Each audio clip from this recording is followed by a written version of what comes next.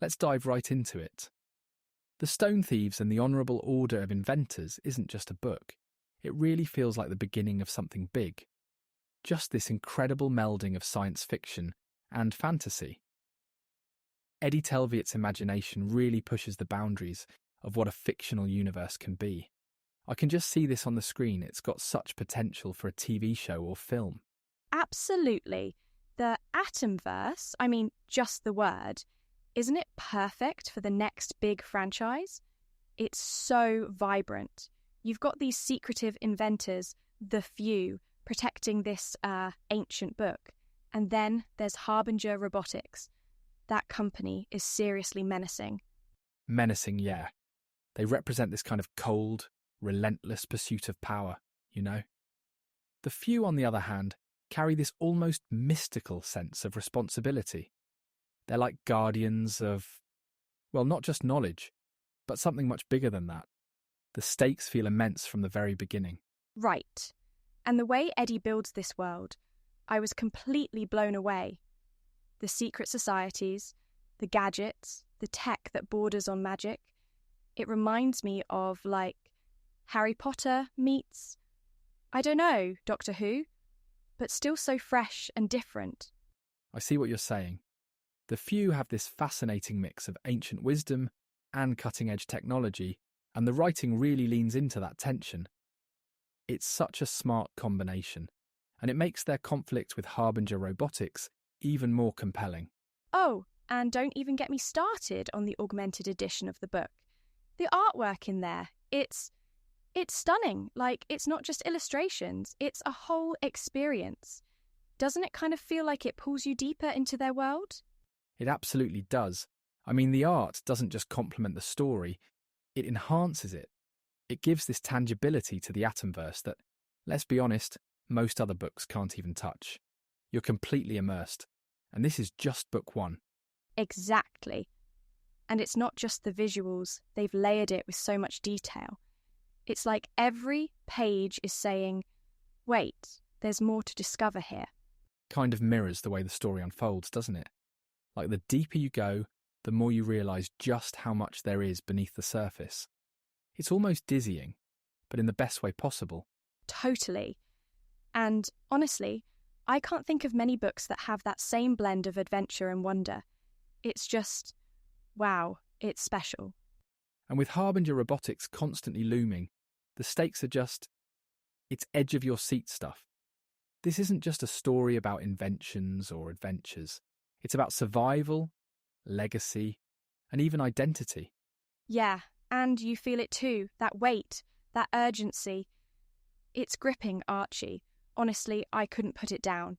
So, Archie, with everything we just talked about, the stakes, the immersive details, doesn't it feel like Sam is the perfect character to pull us through it all?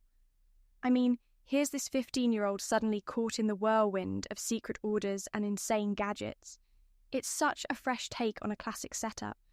Yeah, and it's not just Sam, though. The way Eddie Telviet weaves his group of friends into the narrative, it's brilliant. There's this dynamic between them that just feels so authentic, you know? They bicker, they trust, they grow together.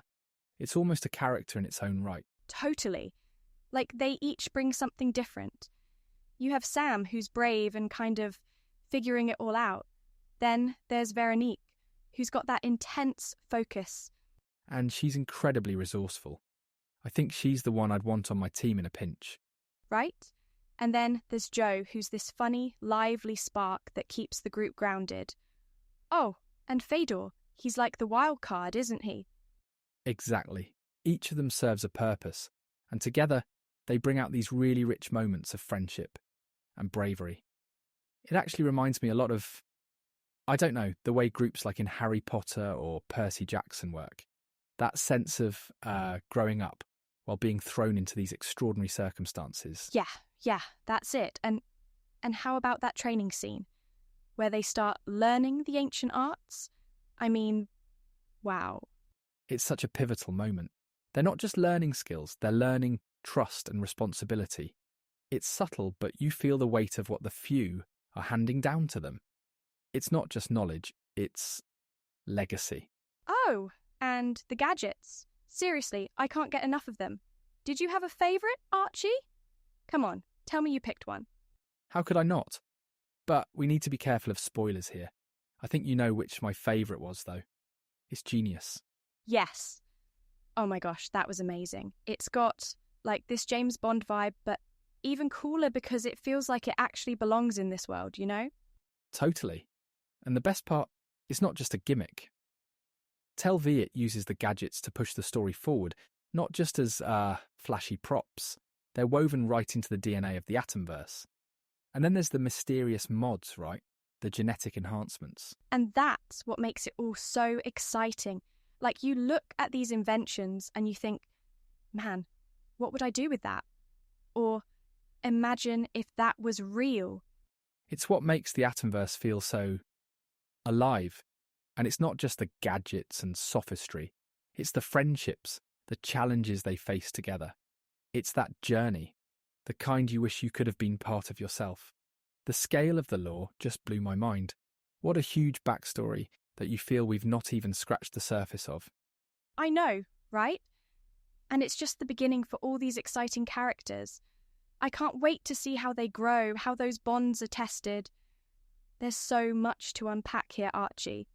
All right, so, speaking of things that make the Atomverse feel alive, let's zero in on the Stone Thieves. I mean, the way it intertwines science and adventure, it's so different, yet fits perfectly with everything we've talked about. Don't you think? Absolutely. It's fascinating how Tel Viet uses genetics and advanced technology as more than just a background. It's like they're tools, but also threats. They propel the story forward while amplifying, well, the tension at every turn. Yes. I mean, think about it. The book makes you question, like, is it even science anymore? Or have we slipped into magic territory? And then you've got Harbinger Robotics pushing the boundaries with their tech. It's not just cool gadgets. It's actually kind of terrifying. Terrifying in the best way, though. It makes the stakes feel so real. You're constantly wondering, what's next? How far can they, or should they, go? And then there's the few on the other side, preserving knowledge that feels almost sacred. Ooh, that's such a good word for it. Sacred. And that book, the one they're protecting, it doesn't even feel like just an artifact. It's almost like alive somehow. Every mention of it feels so monumental, like the whole story revolves around it, which it kind of does, really. Right, because it's not just any book. Tel Viet gives it this sense of weight and significance. It's tied to ancient secrets, incredible power, and probably some devastating consequences if it falls into the wrong hands. Like Harbinger Robotics. Ugh, that gives me chills. And Ms. Keller? She's so mysterious. I mean, is she even fully human? Or has she gone full-on augmented? What do you think? It's a great question. We know she's relentless and powerful, but Tel Viet drops just enough hints to keep her shrouded in mystery. It's compelling, and it keeps the tension high. You're always wondering, what's her next move? And that's what I love about this story. It keeps you guessing, right? Every time you think you've figured something out, boom, there's another twist. And the backdrop. Can we please talk about the locations? Oh, the locations are stunning. Tel Viet transports you to monasteries in the Himalayas, to dense South American jungles, even to a glittering circus in New York City. It's cinematic, but somehow even more immersive. I know. It's like you're right there with them, dodging danger while marvelling at the scenery. Honestly, I think the world building is half the magic of this book. It's so layered. Just when you think you've seen it all, there's more to uncover. Exactly. And it's not just the what, it's the how. You can tell the care and creativity Tel Viet brought to every part of the Atomverse. It feels believable yet fantastical, like it's grounded but with endless possibilities. And it all circles back to that mysterious book. What is it hiding? Why is it so valuable? And, oh my gosh, can I just say how genius it is that this ancient object with all its secrets is at the centre of a tug of war between old world wisdom and cutting-edge tech. It's brilliant. The way Tel Viet builds these contrasts, science versus mystery, tradition versus innovation, is what makes the story so gripping. And those contrasts ripple through everything, from the characters to the conflicts. Totally. Like there's this constant thread of tension between the few and Harbinger Robotics, between the characters themselves, between, like, destiny and choice. It's actually kind of beautiful, isn't it? It is, and it leaves you with so much to think about. Tel Viet has created a world where every choice carries weight, every moment matters. It's the kind of storytelling that stays with you long after you've put the book down. Absolutely.